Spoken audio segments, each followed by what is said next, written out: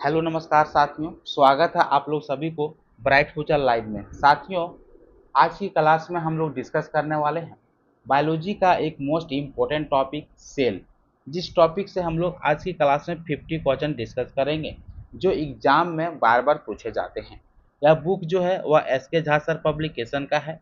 तो चलिए देखते हैं पहला क्वेश्चन कौन सी है। पहला क्वेश्चन है, कोशिका शब्द का प्रयोग सबसे पहले किस वैज्ञानिक ने किया था। तो कोशिका शब्द का प्रयोग सबसे पहले रॉबर्ट हुक ने किया था। अगला क्वेश्चन है, रॉबर्ट हुक ने कोशिका की खोज किसमें की थी। तो रॉबर्ट हुक ने कोशिका की खोज कॉर्क में किया था, माइक्रोस्कोप के माध्यम से देखा था। यहाँ से क्वेश्चन बनता है कि रॉबर्ट हुक ने कोशिका की खोज कब की थी। तो रॉबर्ट हुक ने कोशिका की खोज 1665 में की थी। और यह कैसी कोशिका था, तो मृत कोशिका था, यानी कि डेड सेल था। तो इस बात को नोट डाउन कर लीजिएगा, यहाँ से क्वेश्चन एग्जाम में पूछा जाता है। अब हम लोग देखते हैं रॉबर्ट हुक की प्रसिद्ध पुस्तक का नाम क्या है। तो रॉबर्ट हुक की प्रसिद्ध पुस्तक को जो नाम है वो है माइक्रोग्राफिया। तो इस बात को नोट डाउन कर लीजिएगा। यदि आप कॉपी पेन लेके नहीं बैठे होंगे तो बैठ जाइएगा, और यदि आप जानते हैं तो अच्छी बात है, और यदि पीडीएफ चाहिए तो कमेंट कीजिए। अब हम लोग देखते हैं अगला क्वेश्चन कौन सी है। अगला क्वेश्चन है, साइटोलॉजी किसका अध्ययन है। तो हम लोग जानते हैं कि सेल के अध्ययन को हम लोग साइटोलॉजी के नाम से जानते हैं। सेल को हिंदी में कोशिका कहते हैं, और ऊतक के अध्ययन को क्या कहते हैं, तो ऊतक के अध्ययन को हिस्टोलॉजी कहते हैं। इस बात को भी नोट डाउन कर लीजिएगा, ये सारा क्वेश्चन पूछा हुआ है। अब हम लोग बात करते हैं अगला क्वेश्चन, ठीक है। अगला क्वेश्चन है, आधुनिक कोशिका विज्ञान के जनक किसे कहा जाता है। तो आधुनिक कोशिका विज्ञान का जनक जो होती है उसे जॉर्ज एमिल पेलेट को कहा जाता है।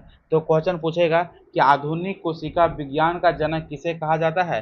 तो जॉर्ज एमिल पेलेट को कहा जाता है, लेकिन यह ऑप्शन में नहीं दिया गया है। तो एक बात को और नोट डाउन कर लीजिएगा कि कार्ल पी स्वानसन जो होती है, कार्ल पी स्वानसन जो होती है, इसे भी आधुनिक कोशिका विज्ञान का जनक कहा जाता है। तो ऑप्शन नंबर बी इसका सही आंसर हो जाती है। अब हम लोग बात करते हैं अगला क्वेश्चन, ठीक है। अगला क्वेश्चन बढ़ने से पहले एक क्वेश्चन यहाँ पे और पूछ सकता है कि कोशिका पैथोलॉजी का जनक किसे कहा जाता है। क्वेश्चन पूछा गया है कि कोशिका पैथोलॉजी की जनक किसे कहा जाता है। तो रुडोल्फ विर्चो को कहा जाता है। नोट डाउन कर लीजिएगा। अब हम लोग देखते हैं अगला क्वेश्चन, भारतीय कोशिका विज्ञान का जनक किसे कहा जाता है। तो भारतीय कोशिका विज्ञान की जनक किसे कहा जाता है। तो ए के शर्मा को कहा जाता है। अब ए के शर्मा इसका फुल फॉर्म क्या होती है, तो इसका फुल फॉर्म है अरुण कुमार, ठीक है, अरुण कुमार। भारतीय कोशिका विज्ञान का जनक किसे कहा जाता है, तो अरुण कुमार शर्मा को कहा जाता है। तो ऑप्शन नंबर बी इसका सही आंसर हो जाती है। अगला क्वेश्चन है, कोशिका को किस नाम से भी जाना जाता है। बहुत ही इंपॉर्टेंट क्वेश्चन है। तो कोशिका को जीवन की संरचनात्मक एवं क्रियात्मक इकाई के नाम से जाना जाता है। तो ऑप्शन नंबर बी इसका सही आंसर हो जाती है। अब हम लोग देखते हैं अगला क्वेश्चन कौन सी है। अगला क्वेश्चन है, कोशिका को छोटा कमरा क्यों कहा गया है। तो कोशिका को छोटा कमरा क्यों कहा गया, 8 नंबर का क्वेश्चन है, बहुत ही इंपॉर्टेंट क्वेश्चन है। तो इसे छोटा कमरा क्यों कहा गया है, क्योंकि इसका कॉर्क की कोशिकाएं जो होती है वह कमरे की दीवार जैसा लगी थी उसको दिखने में। तो इसलिए ऑप्शन नंबर 20 का सही आंसर हो जाती है कि कोशिका का छोटा कमरा क्यों कहा गया, कॉर्क की कोशिकाएं जो थी वह कमरे की जैसा दिखती थी इसलिए। अब हम लोग देखते हैं अगला क्वेश्चन। अगला क्वेश्चन कौन सी है, कोशिका सिद्धांत किसने दिया। बहुत ही इंपॉर्टेंट क्वेश्चन है। तो कोशिका सिद्धांत सलाइडन और सवान ने दिया था। तो ऑप्शन नंबर ये इसका सही आंसर हो जाता है। ये क्वेश्चन और पूछ सकता है कि रुडोल्फ विर्चो ने क्या बताया था, ठीक है। रुडोल्फ विर्चो ने क्या बताया था, तो इसने 1855 में बताया था कि नई कोशिकाएं पहले से मौजूद कोशिकाएं से बनती है। तो इस बात को नोट डाउन कर लीजिएगा। क्वेश्चन पूछेगा कि नई कोशिकाएं पहले से मौजूद कोशिकाएं से बनती है, यह बात किसने कहा था। तो रुडोल्फ विर्चो ने कहा था। कब कहा था? तो 1855 में कही थी। इस बात को नोट डाउन कर लीजिएगा।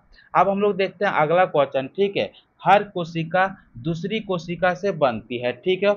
ओमनिस सेलुला ई सेलुला किसने कहा? तो अभी हम लोग डिस्कस किए, रुडोल्फ विर्चो ने कहा था। तो ऑप्शन नंबर बी इसका सही आंसर हो जाती है कि हर कोशिका दूसरे कोशिका से बनती है।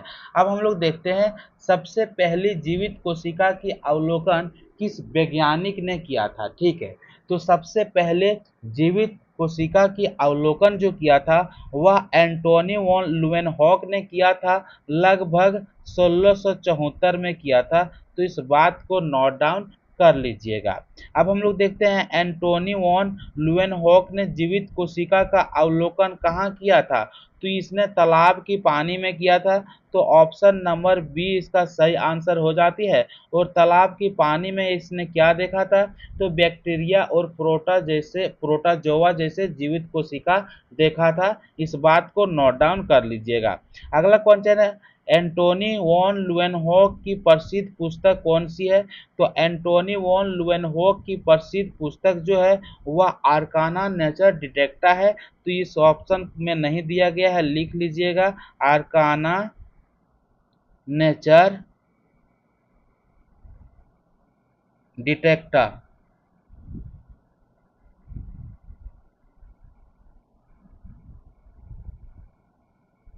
आप लोग नोट डाउन कर लीजिएगा।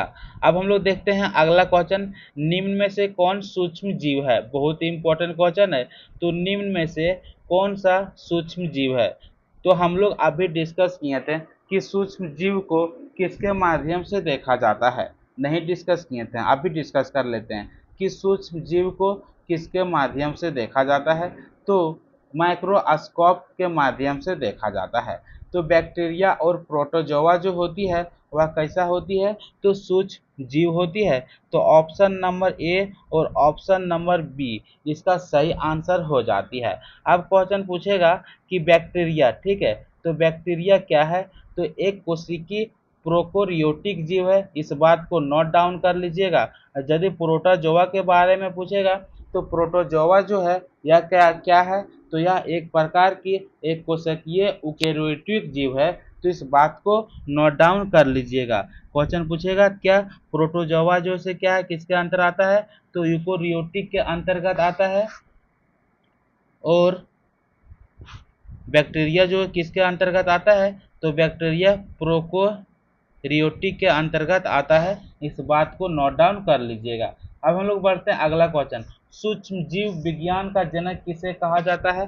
तो अभी हम लोग डिस्कस किए एंटोनी वॉन लुवेनहॉक को सूक्ष्म जीव विज्ञान की जनक कहा जाता है। तो ऑप्शन नंबर ये इसका सही आंसर हो जाती है। अगला क्वेश्चन देखते हैं 16 नंबर का, ठीक है। 16 नंबर का क्या है? आधुनिक सूक्ष्म जीव विज्ञान की जनक किसे कहा जाता है? तो आधुनिक सूक्ष्म विज्ञान का जनक किसे कहा जाता है? तो लुई पास्चर को कहा जाता है, या रॉबर्ट कोच को कहा जाता है, या मेडल को कहा जाता है। तो ध्यान से समझिएगा। यदि क्वेश्चन पूछेगा, क्या पूछेगा कि सूक्ष्म जीव विज्ञान का जनक किसे कहा जाता है? तो सूक्ष्म जीव विज्ञान का जनक एंटोनी वॉन लुवेनहॉक को कहा जाता है। लेकिन यदि क्वेश्चन पूछेगा आधुनिक सूक्ष्म जीव विज्ञान की जनक किसे कहा जाता है?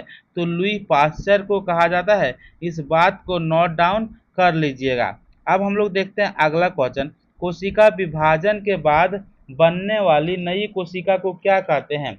तो कोशिका विभाजन के बाद बनने वाली नई कोशिका को डॉटर सेल कहते हैं। तो ऑप्शन नंबर बी इसका सही आंसर हो जाती है। अब हम लोग डिस्कस करेंगे कि समसूत्री विभाजन में एक कोशिका विभाजित होकर कितना कोशिका का निर्माण करती है? तो समसूत्री विभाजन में,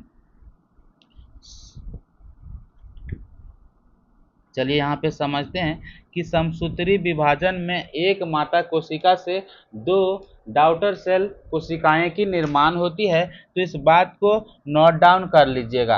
अगला क्वेश्चन पूछ सकता है कि अर्धसूत्री विभाजन में, ठीक है। तो अर्धसूत्री विभाजन में एक कोशिका से 4 डॉटर सेल बनती है। इस बात को भी नोट डाउन कर लीजिएगा। अगला क्वेश्चन है कोशिकाओं का समूह क्या कहलाता है? बहुत ही इंपॉर्टेंट क्वेश्चन है। तो कोशिकाओं के समूह को हम लोग ऊतक के नाम से जाने जाते हैं। तो ऊतक कौन सा ऑप्शन में मिल रहा है? तो ऑप्शन नंबर बी में ऊतक दिया गया है। और हम लोग जानते हैं कि ऊतक जो होती है वो क्या करती है? तो जीव शरीर में अंग का निर्माण कौन करती है? तो ऊतक करती है। अब हम लोग देखते हैं अगला क्वेश्चन, ठीक है। सही क्रम क्या है? तो सही क्रम क्या है? क्वेश्चन नंबर 19 देखते हैं, सही क्रम क्या है। अब हम लोग यहाँ पे डिस्कस करते हैं कि क्या से क्या चीज बनता है।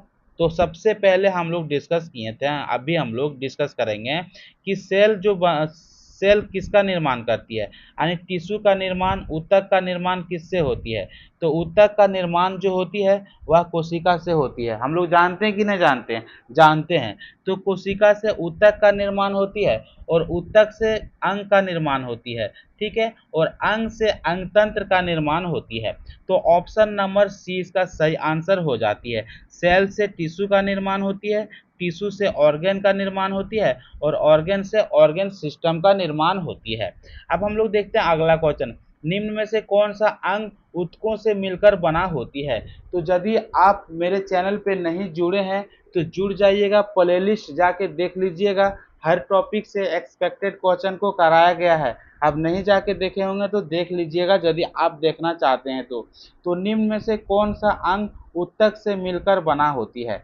तो अभी हम लोग क्या डिस्कस किए कि निम्न में से कौन सा अंग ऊतकों से मिलकर बना होती है। तो अभी हम लोग डिस्कस किए कि सेल से किसका निर्माण होती है? तो सेल से निर्माण होती है टिश्यू से, ठीक है। सेल से निर्माण होती है टिश्यू का, यानी कि ऊतक का निर्माण होती है कोशिका से, ठीक है। और ऊतक का निर्माण कोशिका से जब होती है तब ऊतक किसका निर्माण करती है? तो ऊतक जो निर्माण करती है वह अंग का निर्माण करती है, मतलब ऑर्गन का निर्माण करती है। और अंग क्या निर्माण करती है? तो ऑर्गन सिस्टम का निर्माण करती है। तो यहाँ पे क्वेश्चन पूछा गया है कि निम्न में से कौन सा अंग ऊतक से मिलकर बना होता है? तो जितना भी अंग होती है सभी ऊतक से मिलकर बनी होती है। तो जैसे कि हृदय हो गया, फेफड़ा हो गया, वृक्क हो गया, तो ये सब क्या हो गया? उपरोक्त में से सभी इसका आंसर जो होगा सो सही हो जाएगा। अगला क्वेश्चन है, कोशिका सिद्धांत किस वैज्ञानिक ने दिया था? बहुत ही इंपॉर्टेंट क्वेश्चन, अभी हम लोग डिस्कस किए थे कि कोशिका सिद्धांत किस वैज्ञानिक ने दिया था। तो स्लाइडन और सवान ने दिया था। अब हम लोग अगला क्वेश्चन देखते हैं 22 नंबर का, कोशिका सिद्धांत कब प्रतिपादित किया गया था? तो कोशिका सिद्धांत जो स्लाइडन जो दिया था, कोशिका सिद्धांत स्लाइडन और सवान ने दिया था, वह कब दिया था? तो वह 1838 से 1839 का बीच में दिया था। तो ऑप्शन नंबर सी इसका सही आंसर हो जाती है। अगला क्वेश्चन है, कोशिका सिद्धांत के अनुसार सभी जीव बने होते हैं। तो बहुत ही इंपॉर्टेंट क्वेश्चन है कि कोशिका सिद्धांत के अनुसार सभी जीव, ठीक है, सभी जीव, तो सभी जीव जो बनी होती है वह किससे बनी होती है? तो कोशिका से बनी होती है। हम लोग डिस्कस किए हैं पीछे। तो जितना भी जीव का निर्माण होती है किससे बनी होती है? तो कोशिका से बनी होती है। तो ऑप्शन नंबर 20 का सही आंसर हो जाती है। अब हम लोग बात करते हैं अगला क्वेश्चन, कोशिका को जीवन की किस इकाई के रूप में माना जाता है? तो जीवन की इकाई किसे कहा जाता है? कोशिका को। तो अब कैसे माना जाता है? तो कोशिका जो है वह जीवन की संरचनात्मक एवं क्रियात्मक इकाई होती है। तो ऑप्शन नंबर बी इसका सही आंसर हो जाती है। अब हम लोग बात करेंगे अगला क्वेश्चन। अगला क्वेश्चन क्या है? तो ओमनिस सेलुला ई सेलुला सिद्धांत किसने दिया था? तो अभी हम लोग डिस्कस किए थे, रुडोल्फ विर्चो ने दिया था। ऑप्शन नंबर सी इसका सही आंसर हो जाती है। कब दिया था? 1855 में दिया था।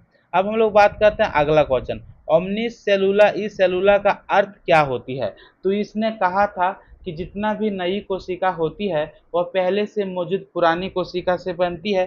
तो ऑप्शन नंबर 20 का सही आंसर हो जाती है। अगला क्वेश्चन है 27 नंबर का, रुडोल्फ विर्चो ने यह सिद्धांत कब दिया था? तो कब दिया था? हम लोग डिस्कस किए थे, 1855 में दिया था। कोशिका सिद्धांत का तीसरा सिद्धांत किस वैज्ञानिक ने जोड़ा था? तो रुडोल्फ विर्चो ने ही तीसरा सिद्धांत जोड़ा था, उसके बाद फिनिश हो गया था, कंप्लीट हो गया था। तो ऑप्शन नंबर सी इसका सही आंसर हो जाती है। अब हम लोग देखते हैं अगला क्वेश्चन, निम्न में से कौन सा कोशिका सिद्धांत का भाग है, ठीक है, यानी कोशिका सिद्धांत का भाग जो है वह कौन कौन सा है। तो सभी जीव जो होती है वह कोशिका से बनी होती है, बिल्कुल सही है, ठीक है। कोशिका जीवन की मूल इकाई है, तो बिल्कुल है, कोशिका जो है जीवन की मूल इकाई है। नई कोशिका पुरानी कोशिका से बनती है, तो बिल्कुल बनती है। तो ऑप्शन नंबर डी इसका सही आंसर हो जाती है उपरोक्त में से सभी। कोशिका विभाजन से बनने वाली नई कोशिकाएं क्या कहलाती है। कोशिका विभाजन से बनने वाली नई कोशिकाएं जो बनती है उसे क्या कहते हैं, तो उसे डॉटर सेल के नाम से जानते हैं। तो ऑप्शन नंबर 20 का सही आंसर हो जाती है। अगला क्वेश्चन है, प्रकृति की सबसे बड़ी कोशिका कौन सी है। तो प्रकृति की सबसे बड़ी कोशिका जो है वह शुतुरमुर्ग का अंडा है। तो option number C B option number A इसका सही आंसर हो जाती है। यदि आपका पूछेगा कि शुतुरमुर्ग का अंडा जो होती है उसका लंबाई कितनी होती है, तो 130 से 170 मिलीमीटर लंबाई होती है, ठीक है, इस बात को नोट डाउन कर लीजिएगा। अगला क्वेश्चन देखते हैं, प्रकृति की सबसे छोटी स्वतंत्र जीवित कोशिका कौन सी है। तो माइकोप्लाज्मा है। इसका आकार जो होती है सो कितना मीटर होती है, तो 0.1 से लेकर 0.3 माइक्रोमीटर होती है, ठीक है, इस बात को नोट डाउन कर लीजिएगा। अगला क्वेश्चन है, माइकोप्लाज्मा को और किस नाम से जाना जाता है। बहुत इंपॉर्टेंट क्वेश्चन है कि माइकोप्लाज्मा को और किस नाम से जाना जाता है। तो अभी हम लोग डिस्कस करेंगे कि माइकोप्लाज्मा को किस नाम से जाना जाता है। तो PPLO के नाम से माइकोप्लाज्मा को जाना जाता है। अब हम लोग डिस्कस करेंगे कि माइकोप्लाज्मा को PPLO के नाम से जाना जाता है, तो इसका फुल फॉर्म क्या होती है, ठीक है, इसका फुल फॉर्म क्या होती है। तो इसका फुल फॉर्म होती है प्लूरो निमोनिया लाइक ऑर्गेनिज्म, ठीक है, इस बात को नोट डाउन कर लीजिएगा।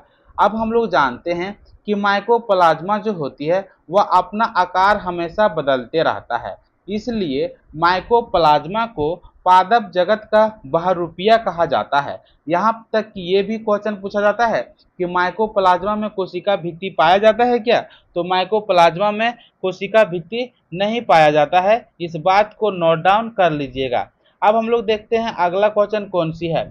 अगला क्वेश्चन है, MLO का फुल फॉर्म क्या होती है। तो MLO का फुल फॉर्म जो होती है वह माइकोप्लाज्मा लाइक ऑर्गेनिज्म होती है, इस बात को नोट डाउन कर लीजिएगा। अब हम लोग बढ़ते हैं अगला क्वेश्चन की ओर, ठीक है। अगला क्वेश्चन है, PPLO का फुल फॉर्म क्या होती है। तो अभी हम लोग डिस्कस किए थे कि PPLO का फुल फॉर्म जो होती है प्लूरो निमोनिया लाइक ऑर्गेनिज्म होती है। तो ऑप्शन नंबर 20 का सही आंसर हो जाती है। अगला क्वेश्चन है, मानव शरीर की सबसे लंबी कोशिका कौन सी है। तो मानव शरीर की सबसे लंबी कोशिका तंत्रिका कोशिका है। तंत्रिका कोशिका ऑप्शन में नहीं दिया है, न्यूरॉन दिया है, तो न्यूरॉन इसका सही आंसर हो जाती है। अगला क्वेश्चन है, यहाँ पूछ सकता है मानव शरीर की सबसे लंबी कोशिका कौन सी है, तो तंत्रिका तंत्र है या तो फिर न्यूरॉन है। अगला क्वेश्चन देख सकते हैं, यहाँ पे क्वेश्चन है, मानव शरीर की सबसे बड़ी जनन कोशिका कौन सी होती है। तो मानव शरीर की सबसे बड़ी जनन कोशिका जो होती है वह होती है मादा अंडाणु, ठीक है, तो फिर बोल सकते हैं एग सेल। तो मादा अंडाणु जो होती है वहाँ कहाँ पे पाया जाता है, वह अंडाशय में पाया जाता है, जिसे इंग्लिश में ओवरी के नाम से जाना जाता है। तो ऑप्शन नंबर 20 का सही आंसर हो जाती है। अब हम लोग बात करते हैं अगला क्वेश्चन की ओर, मानव शरीर की सबसे छोटी जनन कोशिका कौन सी होती है। तो मानव शरीर की सबसे छोटी जनन कोशिका कौन सी होती है। तो मानव शरीर की सबसे छोटी जनन कोशिका नर जनन कोशिका शुक्राणु होती है, जिसे हम लोग इंग्लिश में स्पर्म बोलते हैं। तो ऑप्शन नंबर 20 का सही आंसर हो जाती है। तो आज की वीडियो को हम लोग यहीं एंड करते हैं। अब हम लोग मिलते हैं कल की क्लास में।